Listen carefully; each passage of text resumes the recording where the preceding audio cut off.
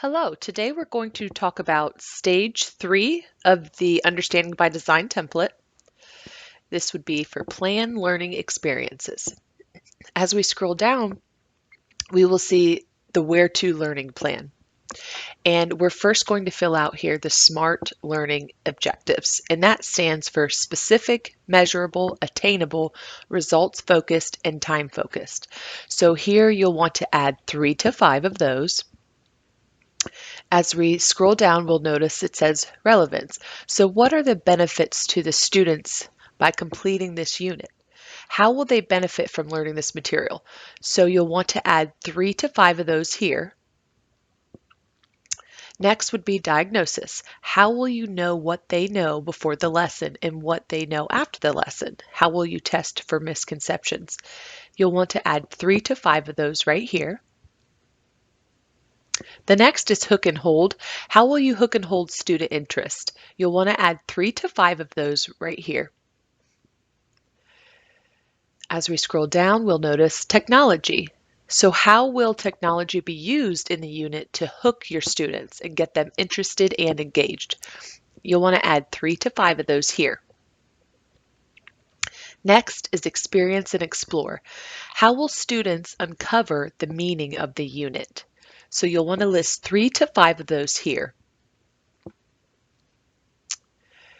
As we scroll down, we'll see rethink, revise, refine, and reflect. How will students have opportunities to rethink, revise, and refine their work in the unit? You will want to add 3 to 5 here. Reflect and self-regulate. How will students have time to improve their metacognition and self-regulation skills? You'll want to list 3 to 5 of those right here. The next thing that you'll want to fill out is the formative feedback. How will students get formative feedback so they can improve their work and move toward mastering their learning objectives? So here you'll want to list 3 to 5. Next, you'll want to fill out the tailored to differentiate learning column. So how will the unit be organized to allow for a technology-enhanced learning experience that uses differentiation, including adjusting content, processes, product, etc. So you'll want to list 1 to 3 of those here. Next, it will be the O, which is organized toward learner-centered strategies. How will the unit be organized to ensure your lesson is designed using a variety of learned-centered instructional strategies? You'll want to add 1 to 3 of those right here. Next is organized to be authentic. How will the unit be organized to engage your students in local and global interdisciplinary units in which technology will help students assume professional roles, research real-world problems, etc.? So you'll want to list 1 to 3 of those right here. Next is organized to creativity, higher order skills, and mental habits of mind. How will your unit be organized to have a technology-enhanced learning experience that enhances creativity, higher order thinking, skills and processes, and mental habits of mind? You'll want to list 1 to 3 right here.